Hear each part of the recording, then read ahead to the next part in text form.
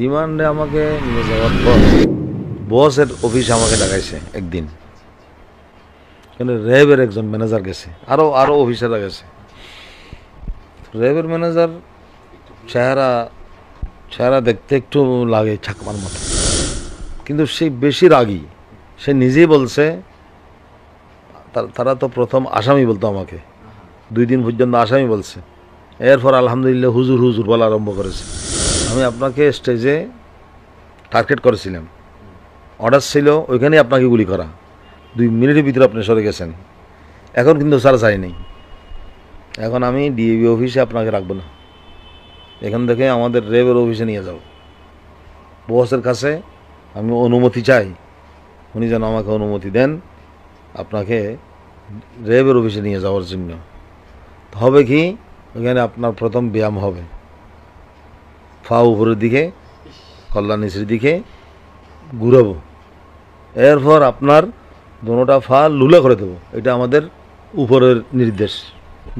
বস বলতেছে, বস যিনি প্রধান, একটু থামো, নির্দেশ, উপরের নির্দেশ একটু ব্যতিক্রম।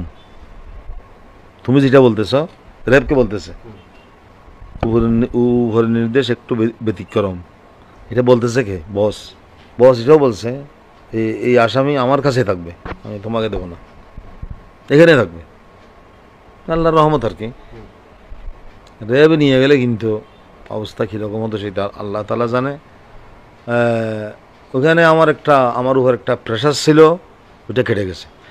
এরপর 2 জন অফিসার আমাকে এটা বলছে যে হুজুর আপনার উপর বেশি প্রেশার ছিল বামপন্থীদের, বামদের শাহবাগীদের, কিন্তু আলহামদুলিল্লাহ এটা কেটে গেছে। এই প্রেশার হলো এটা, দুটা ফল লুলা করা আর এইভাবে ঘুরানো। তারপর থেকে অন্যান্য অফিসাররা আর কোনো সেরকম কিছু করে নাই, কিন্তু জিজ্ঞাসাবাদ করেছে, অনেক রকমের জিজ্ঞাসাবাদ। আফগানিস্তানের মোল্লা ওমরের সাথে আমার কয়েকবার বৈঠক হলো, খালেদা জিয়ার সাথে কয়েকবার বৈঠক, লেনদেনের সম্পর্ক কি, সব কিছুর জবাব দিছি আমি। তারপর তারা বলতেছে খালেদা জিয়া কীরকম, আপনি এক কাজ করেন, আপনার রিমান্ড শেষ আজকের জন্য, একটু এখান থেকে উঠার পূর্বে খালেদা জিয়াকে একটু গালি দেন, একটা শব্দ গালি দেন, তারপর চলে যান। আমি মুখটা বন্ধ করে সেখান থেকে চলে আসছি। কেন গালি দেব? গালি দেওয়ার কোনো অর্থ আছে? মুখ বন্ধ করে চলে আসছি, মুখটা বন্ধ করে চলে আসছি। রিমান্ডে 9 দিন, এরপর 22 দিন দিল রিমান্ড, জানছেন। 9 দিন রিমান্ড শেষ হওয়ার পর কোর্টে নিয়ে গেছে। কোর্টে তো আমার পক্ষে অনেক স্লোগান, আমার পক্ষে অনেক এটা জানছেন। এরপর কোর্টে 9 দিন রিমান্ডের পর 22 দিন রিমান্ড দিছে। তখন কিন্তু আমার শরীরের অবস্থা খুব খারাপ। 22 দিনকে আবার কাটাইয়া 4 দিন করে আল্লাহর রহমতে 9 আর 4 13 দিন রিমান্ড। ওখানে রিমান্ডে আমাকে কিছু চিকিৎসা করেছে, ইঞ্জেকশন দিছে, কিন্তু এখন আমার কিছু বুঝতে পারতেছি না, এটা কি ভালো হওয়ার জন্য না খারাপ হওয়ার জন্য, এটাও বুঝা কঠিন আমার জন্য। আর বাতের ওষুধ দিছে বেশি, যে বাতের ওষুধের কারণে কিডনিতে একটু সমস্যা হয়ে গেছে আমার যিনি রিমান্ডের আইইউ ছিল, ওনাকে আল্লাহ তাআলা জাযায়ে দান করুক, ওনার চেষ্টায় আরও উপরের চেষ্টায় অর্ডারে ওই 22 দিনকে 4 দিন করে আমাকে কেন্দ্রীয় ফাটা দিছে। সেখানে ছিলাম একদিন এক রাত। ওইখানে হাটদারির আমাদের একজন দায়িত্বশীল আছে জাহেদ বলেছেন, আপনি এখানে কেন্দ্রীয় কারাগারে কষ্ট পাবেন, আপনাকে আমি পাঠিয়ে দেবো গাজীপুর, কাশিমপুর পাঠিয়ে দেব। ওইখানে জেল হাসপাতাল আছে, ওখানে আমাকে নিয়ে গেছে ওদের গাড়িতে।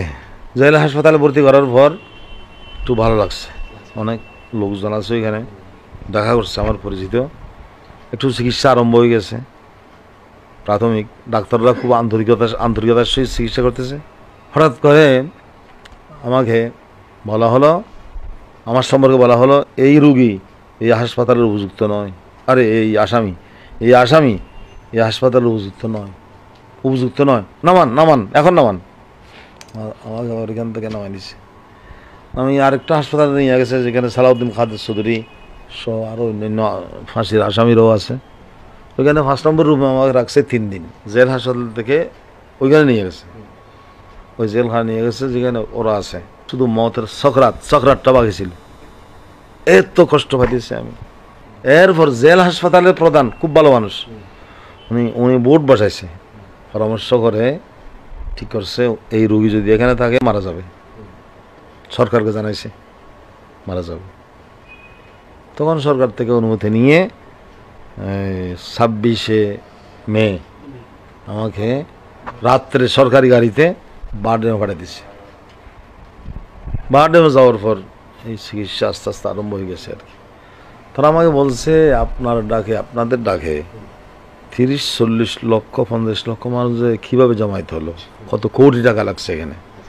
আমরা বললাম আপনাদের নিয়ম আর আমাদের নিয়ম বেশ কম আছে, আমরা কাউকে এখানে আসতে বলি নাই, মিডিয়া ছেড়ে দিয়েছি এরকম একটা ইমানি আন্দোলন হবে। সমস্ত মানুষ নিজের উদ্যোগে, নিজের খরচে, নিজের গাড়ি ভাড়া নিজের, খাবার নিজের নিয়ে খরচ করে আসছে নিজের ইমানি দায়িত্ব পালন করার জন্য। আমরা কাউকে আনার জন্য গাড়ি পাঠাই নাই, কোনো উদ্যোগ নিই নেই, আমরা প্রচার করেছি, মানুষ এসে গেছে। এই হিসাবে ইনশাআল্লাহ এই ইমানি আন্দোলন চলতে থাকবে। একজন বড় গোয়েন্দা সংস্থা, গোয়েন্দার অফিসার, নাম বলবো না, এখানে এসে আমার কাছে জিজ্ঞাসা করতেছে আবার যদি আপনারা ডাক দেন এরকম কি সমাবেশ হবে? আমি বললাম এর চাইতে আরও ডাবল হবে। বিএনপির সাথে জামাত শিবিরের সাথে আপনাদের লেনদেনের সম্পর্ক কি? বিএনপি এবং জামাত শিবির থেকে আপনাদের লেনদেন কীরকম হয়েছে? আমি বললাম আল্লাহর কসম 5টা টাকাও তার থেকে আমি গ্রহণ করি নাই, আমরা কোনো লেনদেন করি নাই, ওদের সাথে আমাদের লেনদেন কোনো সম্পর্ক নেই, সাংগঠনিক কোনো সম্পর্ক নেই।